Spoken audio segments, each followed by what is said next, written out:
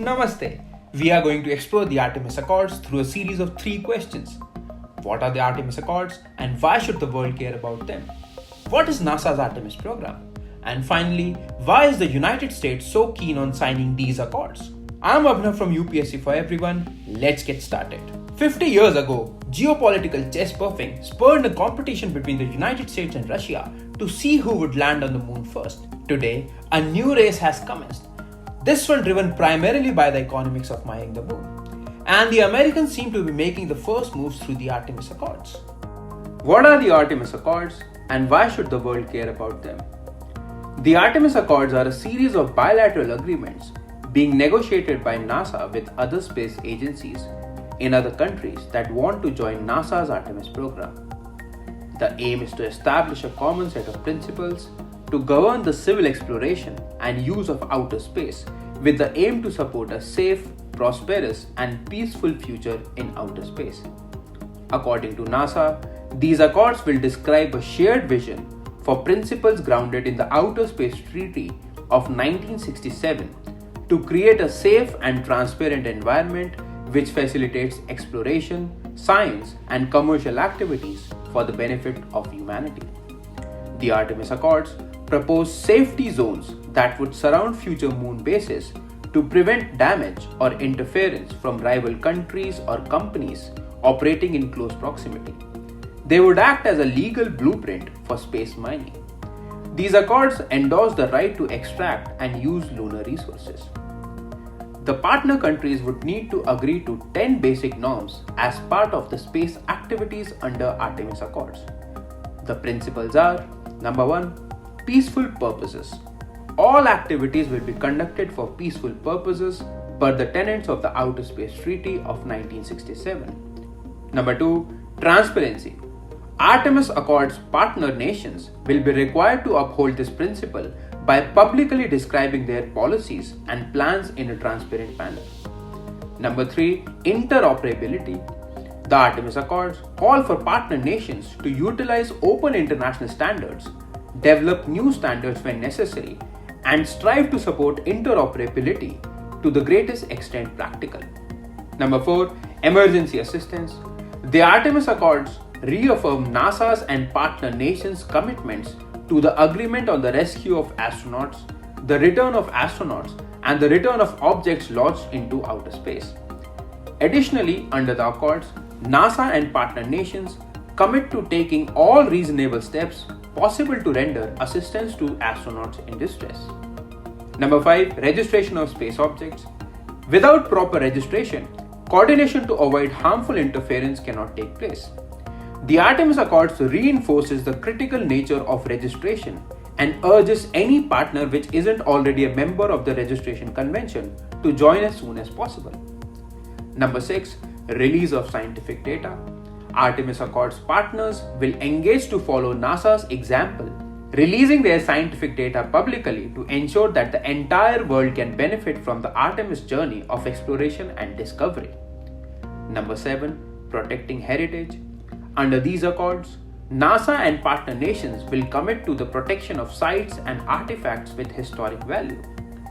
Number 8. Space resources. The Artemis Accords reinforce that space resources extraction and utilization can and will be conducted under the auspices of the Outer Space Treaty with specific emphasis on Articles 2, 6 and 11. Number 9. Deconfliction of activities. Via the Artemis Accords, NASA and partner nations will provide public information regarding the location and general nature of operations, which will inform the scale and scope of safety zones. Notification and coordination between partner nations to respect such safety zones will prevent harmful interference, implementing Article 9 of the Outer Space Treaty and reinforcing the principle of due regard. Number 10. Orbital debris and spacecraft disposal. Preserving a safe and sustainable environment in space is critical for both public and private activities.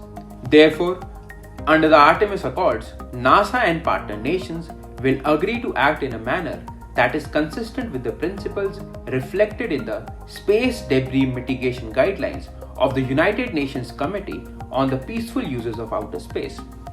Moreover, NASA and partner nations will agree to plan for the mitigation of orbital debris, including the safe, timely, and efficient passivation and disposal of spacecraft at the end of their missions. These accords follow the April executive order from the Trump administration, which called on world leaders to join forces to extract the natural resources of the moon, paving the way for NASA to return astronauts to the surface of the moon as part of its Artemis program. The mission hopes to bring humans to the moon again in 2024 for the first time since 1972. America's drafting strategy is to first conclude the Artemis Accords with like-minded states, including Canada, Japan, the UAE, and various European countries. Russia, which has been working with NASA for a long time, won't be involved as an early partner, because the Pentagon increasingly views Moscow as hostile for making threatening satellite maneuvers towards US spy satellites in the Earth orbit. And then there is China. There is a statutory prohibition on space cooperation with China unless there is a prior authorization by the Congress. The world should care about these accords for primarily 4 reasons. 1. Because the moon is increasingly being viewed as a strategic asset. 2. The moon is extremely valuable for scientific research. 3. The moon is critical for all space missions, especially Mars. And finally 4. Space is the new war zone. What is NASA's Artemis program? It is an ongoing space mission run by NASA with the goal of landing the first female astronaut and the next male astronaut on the moon's south pole by 2024. It is NASA's first crewed moon mission since Apollo 17 in 1972. The Artemis space missions are focused on lunar exploration, but NASA's long-term goals are even more ambitious.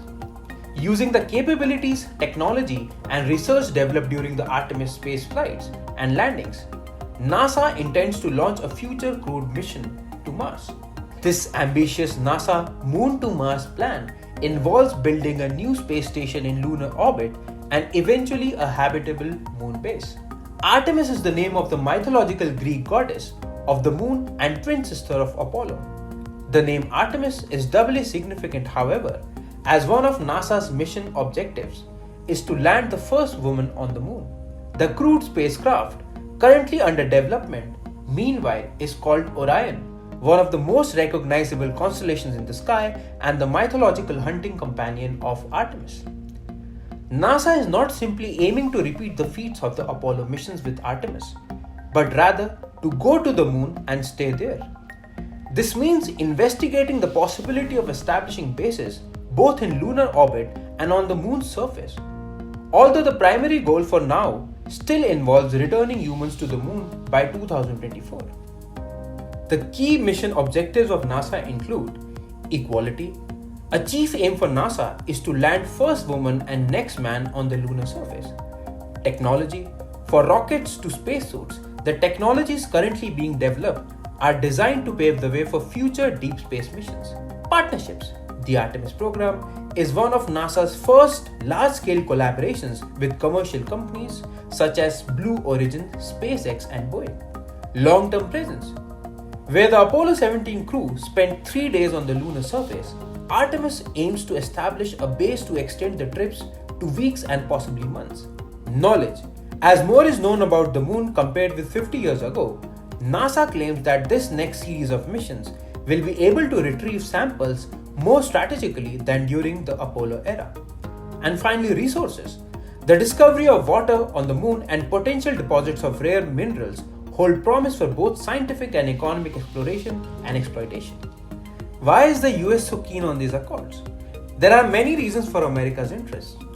1. The Trump administration and other spacefaring countries see the moon as a key strategic asset in outer space. 2. The Artemis Accords are part of the Trump administration's plan to forego the treaty process at the United Nations and instead reach agreement with like-minded nations, partly because a treaty process would take too long and working with non-spacefaring states would be unproductive. 3. Trump's decision to mine the moon could be a lack of access to minerals for the US compared with other parts of the world. The US is far behind other countries like China and Russia in terms of access to resources. 4. Through these accords, the US is also promoting NASA's role in supporting a theory of national power known as D.I.M.E for diplomatic, information, military, and economic power. The US holds that NASA has a major role to play in all aspects of D.I.M.E model other than military. And finally, to nullify the Moon Agreement, besides tasking the Secretary of State with finding support for the US interpretation of the Outer Space Treaty, the executive order also stated that the Secretary of State shall object to any attempt by any other state or international organization to treat the Moon Agreement as reflecting or otherwise expressing customary international law. Thus, besides trying to build support for US interpretation of the Outer Space Treaty, the executive order also set out a policy of persistent objection towards claiming the Moon Agreement as expressing customary international law. Thank you for watching. If you haven't already subscribed to our channel, please subscribe to our channel. You can also provide us suggestions regarding any topic that you would want us to cover in future. In the next video, we are going to cover moon mining and space laws. Till then, stay happy, stay safe, and have a great day.